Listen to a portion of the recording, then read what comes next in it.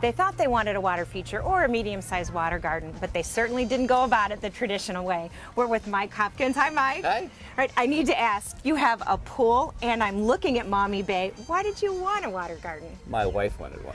Good answer. All right, so you turned lemons into lemonade. What happened? Well, my wife wanted a pond, and the guy gave us a price, and so I went in the house and told her, and she said, $5,000, that's too much. And I said, well, I think that too. So I went back and told the guy, I said, what else can I get a smaller pond for? And he said, well, how about $1,500? So one day, we had a privacy fence back here, now it's all open now, but one day I told them they could get into the backyard to where I wanted it, and we came back from work one day, and in the yard was this hole.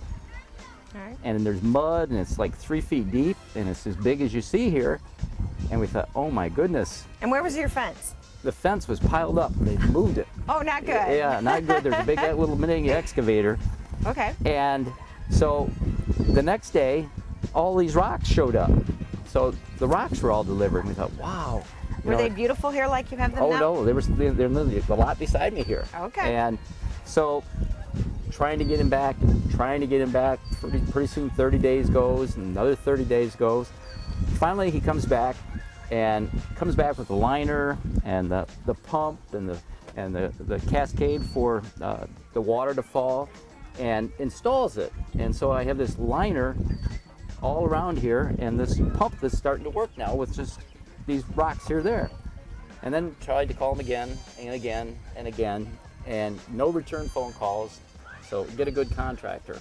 For how long? How long did that happen? Probably 90 days. Ooh. And that's the summer, you know, and we got a pool here, and we got people, parties and stuff.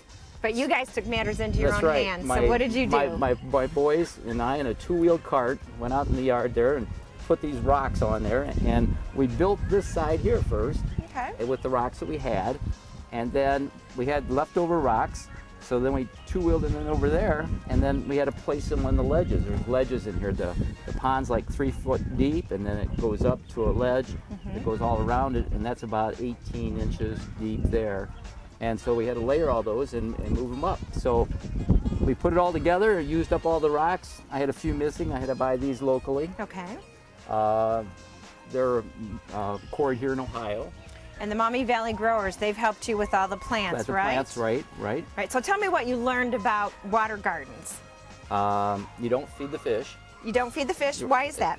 Because they'll make more bacteria, and then you'll have more problems in your pond. Okay, so how do they eat then? They eat the plant growth from the roots, stock material that's in there. And in the winter, you take the plants and you just cut off the tops, and then you take them off the ledge and put them in the 3 feet of water, and then they'll winter in there. So all you have to do is bring them back up in the summer or spring, and then buy some fresh plants to put oxygen and block some of the sunlight in there. Okay, so where do the fish spend the winter? Do they go to Florida? No, they spend it right down in the pond. They do? With no food, and, and we haven't lost one yet. What are the rules, do you know, for keeping the fish in there for winter? You need a pond that you'll approximately have 6 inches of ice at the most any given year, and so you need about 12 inches below that. So with a 3 foot pond, they're down there in the bottom, and there's rocks, and the plants are all sitting there on the bottom, so they can nibble away in the winter and do whatever they need. Mike and his family turned this lemon into lemonade. So don't let this happen to you. Start your project with the Mommy Valley Growers Association.